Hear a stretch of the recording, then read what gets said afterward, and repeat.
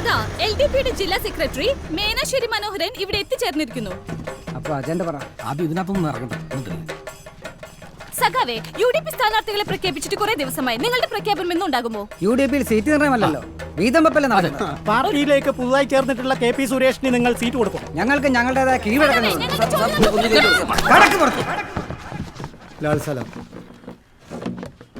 അപ്പോ 14 നമ്മൾ ഇത്തവണ മത്സരിപ്പിക്കാൻ തീരുമാനിച്ചിരിക്കുന്നത് സഖാവ് ബിജോയിയാണ്.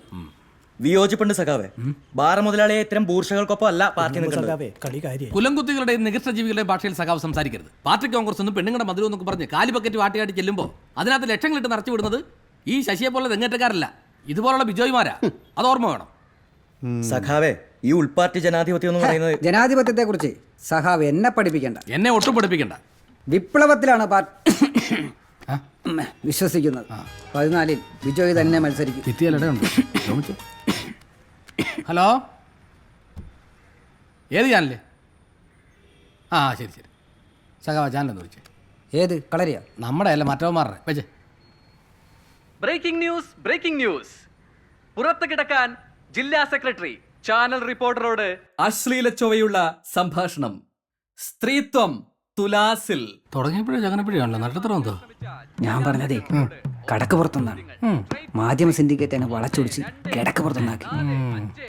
ഇതിപ്പോ എല്ലാം എന്റെ പുറത്തായി. അല്ല, സഖാവിന് അങ്ങനെയുള്ള യാതൊരു കഴിവില്ല, പാർട്ടിക്ക് അറിയാമല്ലോ. സ്ത്രീത്വത്തെ അപമാനിച്ച മേനാശ്ശേരി മനോഹരൻ മാപ്പ് പറയുക. LDP ജില്ലാ സെക്രട്ടറി രാജിവെക്കുക. UDP സിന്ദാബാദ്. ജില്ലാ സെക്രട്ടറി മേനാശ്ശേരി മനോഹരൻ രാജിവെക്കുക. LDP മുർദാബാദ്. മേനാശ്ശേരി മനോഹരനെ അറസ്റ്റ് ചെയ്ത് അകത്തിടുക.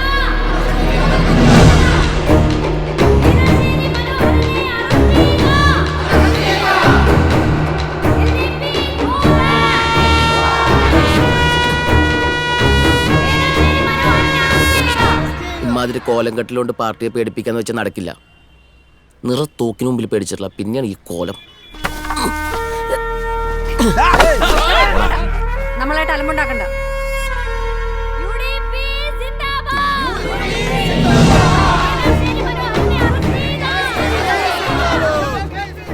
എന്തെങ്കിലും പ്രശ്നം ചേച്ചി നോക്കണേ.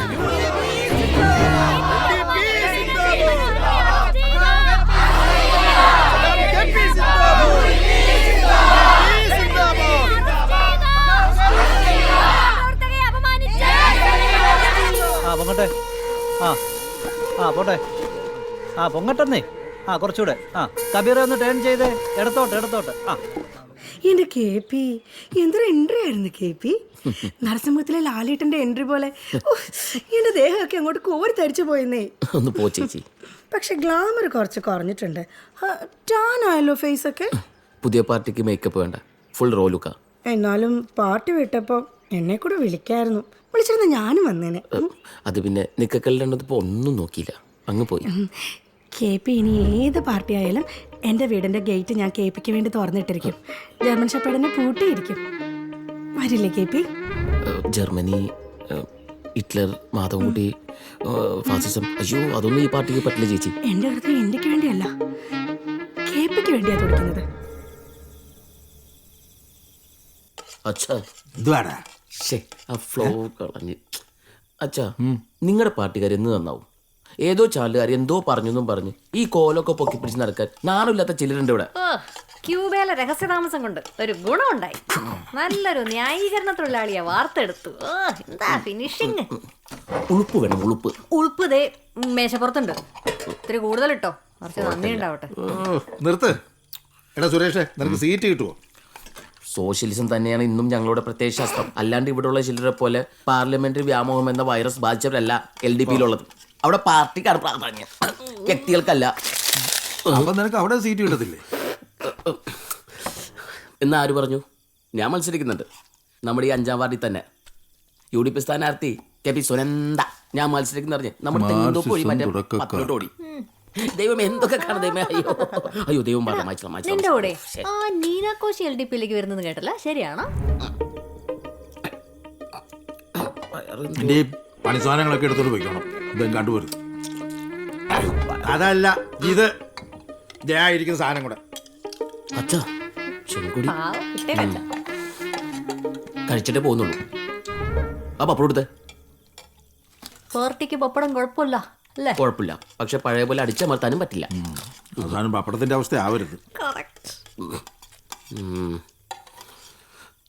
അങ്ങനെ ഇത് ചുമന്നുകൊണ്ട് കിടന്നതല്ല വയനാട്ടിൽ. പഞ്ചായത്ത് എന്ത് ആ ശശിയേ ഇരിക്ക്, തന്നെ പപ്സ് കഴിക്കേ. എനിക്ക് ഫസ്റ്റ് വേണ്ട. ആ പിന്നെ നമ്മുടെ ഫ്ലെക്സ് ഒക്കെ എന്തായി? ഭംഗിയായിട്ട് പ്രചരണത്തിന്റെ കാര്യത്തിൽ ഇപ്പൊ തന്നെ പാർട്ടി പിന്നിലാണ്. ഫ്ലെക്സിന്റെ കാര്യം അവിടെ നിൽക്കട്ടെ. 14-ാം വാർഡിൽ ആരാ മത്സരിക്കുന്നത്? എന്താ സംശയം? സഖാവ് ബിജോയ്. ആ വാർഡ് ഞാൻ ചോദിച്ചല്ലേ. അത് കലക്കി. ചോദിക്കുന്ന പാർട്ടി പ്രവർത്തകർക്ക് എല്ലാം കൊടുക്കാൻ ഇതെന്താ ക്ഷേമ പെൻഷനാണോ? സഖാവേ, അച്ചടക്കമുള്ള പാർട്ടി പ്രവർത്തകർ നിലയ്ക്ക് പാർട്ടി ആരെ നിർത്തുന്നു അവരുടെ ജയത്തിന് വേണ്ടി പ്രവർത്തിക്കല്ലേ നമ്മൾ ചെയ്യേണ്ടത്. ബിജോയെ പോലുള്ളവരെ തോപ്പിച്ചാലേ നമ്മുടെ പാർട്ടി ഒരു പാഠം പഠിക്കൂ. ശശി പാർട്ടി വിരുദ്ധനെ പോലെ സംസാരിക്കുന്നു. അല്ലെങ്കിലും സത്യം പറയുന്നവരെ പാർട്ടി വിരുദ്ധരാക്കുന്നതാണല്ലോ സഖാവേ നമ്മുടെ സ്ഥിര ഏർപ്പാട്. നിങ്ങളോട് ഇതിന് കാലം ചോദിക്കും സഖാവേ. പോട്ടെ. ലാൽ സലാം. ശശി സഖാവേ, സഖാവേ അവൻ പോണെങ്കിൽ പോട്ടെന്ന്. നമ്മൾ ബംഗാളി വെച്ച് ഫ്ലക്സ് കെട്ടിക്കും. അതാകുമ്പോൾ ഇതുപോലെ ഒന്ന് സീറ്റ് ചോദിക്കുകയല്ലോ. പക്ഷെ ഒരു പ്രശ്നമുണ്ട്, അമ്മാരാകുമ്പോൾ കൂലി ചോദിക്കും. വഴിയുണ്ട്.